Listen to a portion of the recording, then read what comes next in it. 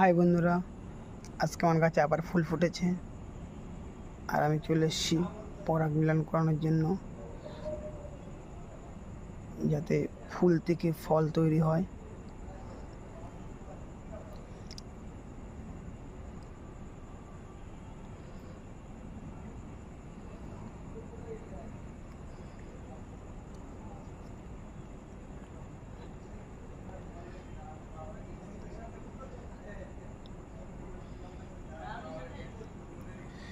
এই একটা ফুটেছে।